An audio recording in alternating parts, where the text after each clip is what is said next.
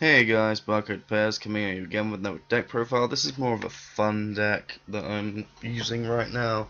I've not exactly had the best luck with it. I've had some pretty good luck with it, but I'm not exactly familiar with this deck. I'm not new to it. I played it before, um, but I just didn't play it a lot. I just didn't like it that much. I didn't like the playstyle, but someone suggested it to me. They said, you should try it out because it's kind of fun and it does win and it can be competitive. So, from my little bit of research that I did, I gathered that this is an okay build.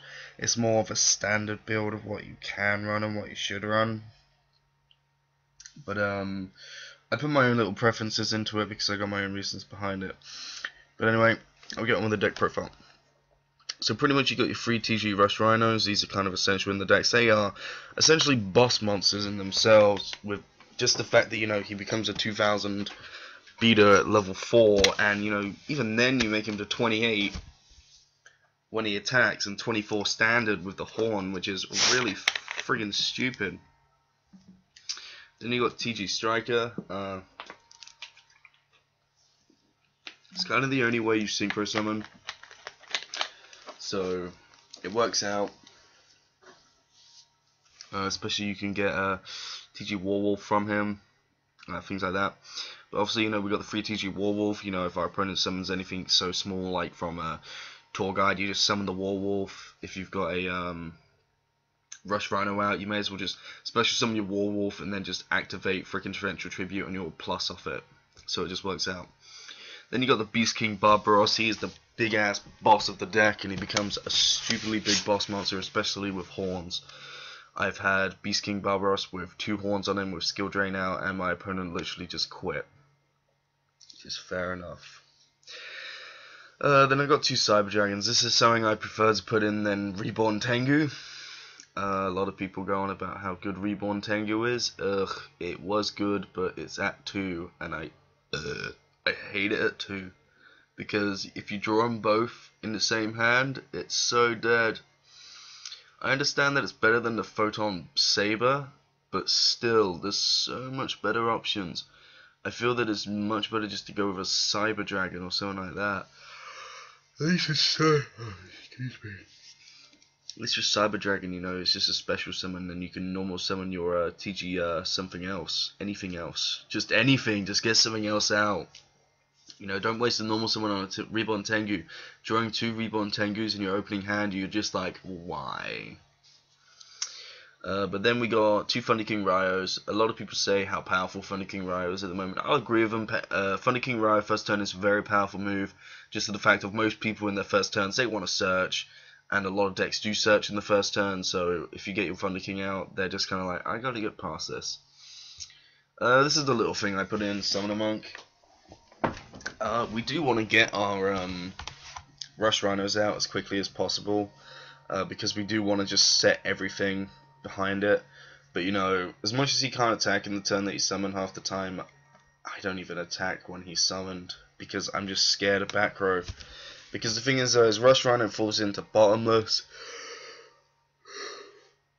So any smart player who realizes that you're playing TG Stun will just Bottomless your freaking Rush Rhino because they know how stupid it will get and they know how annoying it will get. Then we've got the 2 Tour Guides.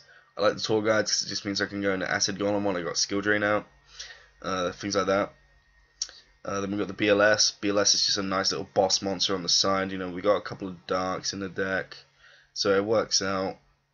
I mean, it's pretty cool in its own way. I mean, we got like 1, 2, 3, 4, 5, 6 Darks and 6 Lights, so it's fairly even with the Lights. So you can get BLS out quite cool. Then we got 2 Effect Veilers. It's just generally of the fact of we're not always going to have Skill Drain, and there's a lot of things Skill Drain does not hit, like Mystic Piper, Card D, Dino Rabbit, not Dino Rabbit, Rescue Rabbit, things like that. So we kind of want the Effect Veilers just to stop that little shenanigan which happens. Then we got 2 Pot Dualities. Pot Dualities are pretty cool. We barely special summon in our turns, so it's just Pot Duality. Have a look at what's in there. Oh, like half the time. Half the time I even use Pot of Duality, I do end up going into Rush Rhino, so it works out. Then we got our staple lineup, which is Monster Reborn, Dark Hole, Heavy Storm. Then we got the free MST, and I'm running a Shrink.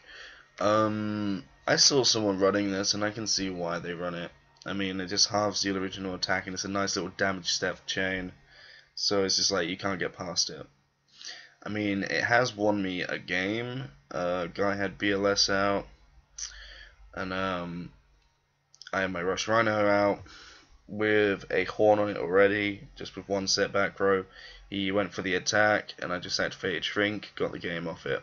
So it works out. Then we got the free Horn of the Phantom Beast. It's pretty awesome in the deck. It just, you know, even though we got Skill Drain out, yeah. Even though we have Skill Drain out, doesn't really matter. We're still benefiting from it. I mean, to be honest, it just pretty much changes the effect. Like, you summon Beast King Barbaros with Skill Drain out, he's 3000. You go for the attack, you chain in the damage step, Horn of the Phantom Beast. He just pretty much gains the effect of, I get to draw a card when I kill something. Come at me. Pretty much. And plus, he gets 800 attack. That is fucking stupid with Beast King. So 3800. How many monsters do you know that could really be over that apart from Obelisk the Tormentor? So fucking ridiculous. So then we got our free staple skill drains. You know, you kind of need these because the whole factor of stun is to skill drain your opponent. Then we got the Solemn Judgment, the Solemn Warning, 2 Torrential Tributes, and 2 Deep Prisms. The reason you want to run Torrential Tributes is because you're plus on this like it's fucking nothing. Half the time my opponents always run into it. I've always got a Rush Rhino on the field and a TG Warwolf in hand. I'll always make sure that when they summon or special summon anything that's lower than level 4, just special the Warwolf and then activate Torrential Tribute, because then I just get a Rush Rhino and a Warwolf back to hand. So I pretty much lost nothing and they lost something. So it works out. Then we got the Dimensional Prisms. You know, obviously you need that protection. You don't exactly want people beating over your monsters too much. Oh. Then we have Starlight Road. It's a pretty cool card. We kind of want our back row to stay intact, so we have the Starlight Road there. And then finally we have the TGI EM1, which is pretty cool. So for the extra deck, we got Allied Justice Catasta. We got a TG Wonder Magician. TG Wonder Magician is pretty cool. It's just pretty much when it's synchro summoned, select one spell track card on the field and destroy it, and then when it's destroyed, draw one card. During your opponent's main phase, you can also, you know, synchro, yada yada yada. I'm so freaking tired. Then we got 2 Gaia Knight, Force of the Earth. It's a shame we don't have Baranak, but to be honest, Gaia Knight is so much cooler, only because he's got a big attack, and it doesn't matter the skill drains on the field, because he doesn't have an effect.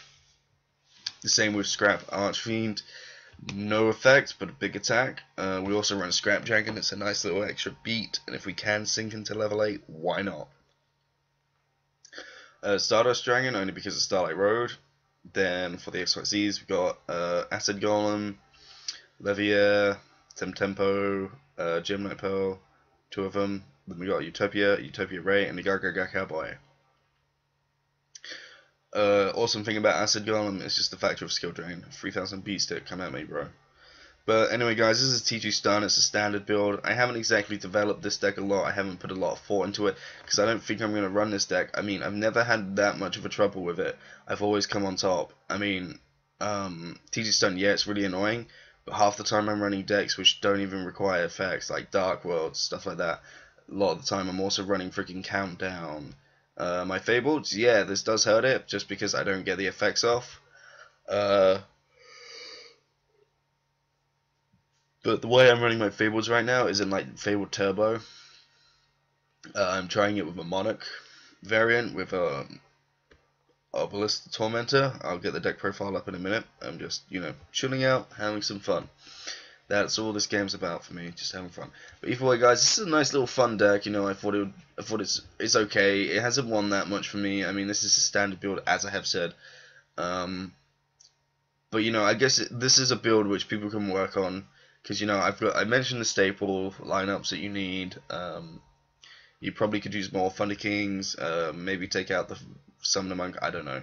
Just have some fun with it, guys. I'm Barcode. I'm signing out. Goodbye. And please rate, comment, and subscribe.